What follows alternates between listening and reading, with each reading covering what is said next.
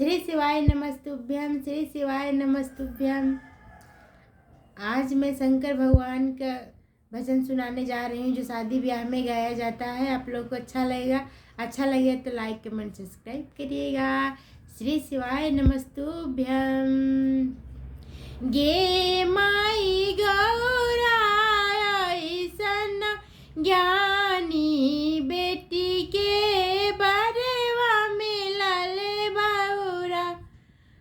गे माई गौराई सन ज्ञानी बेटी के बरेवा मिलले बहुरा। गे माई बाजतयावेला ढोल डमरुआ संगवा में भूत बहता। लगे माई संगवा में भूत बहता। गे माई परिछे बाहर भैली सासू मैना सपवा छोड़ेला फुफुकार। माई सपवा छोड़ेला फुफुकार। गे माई आछत चंदन सुपगिरी गईले सासुला जाइल घरे जा। सगे माई अछत चंदन सुपगिरी गईले सासुला जाइल घरे जा।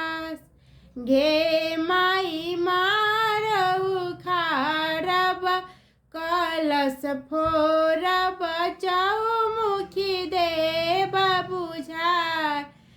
गे माई चौमुखी देव बुझार। गे माई गौरा ले माए ना मंदिर में पैसली शिव से ना करब बियाह। गे माई ऐसन बाउरा बरसे गौरा नाही बियाहब भले गौरा रही है कुंवार। गे माई भले गौरा रही है कुंवार। गे माई गौरा ले माए ना मंदिर में पैसली शिव से न करब बियाह। गे माई शिव से न करब बियाह। गौरा जी समझ ली कि अब तक खेल बिगड़ गए तो काला सके वोते वोते बोलेली गौरा देई सुनी शिव बचन हमार। गे माई सुनी शिव बचन हमार। गे माई रचिए कभेश बनैतिए महादेव नैहर लोग पतिया। सगे माई नैहर लोग पतिया। एतना बचन जब सुनेले महादेव गंगा पैसी कैले आसनान। गे गंगा पैसी कैले आसनान। गे माई माँ जाट समेटलन भभूति लगवलन आठो अंग शिव चंदन लगवलन तब शिव चढ़लन चंडोल। गे माई तब शिव चढ़लन चंडोल। गे माई केने गैली किया गैली सासू मैना अब रूप देखना हमार। गे माई अब रूप देखना हमार। गे माई मार।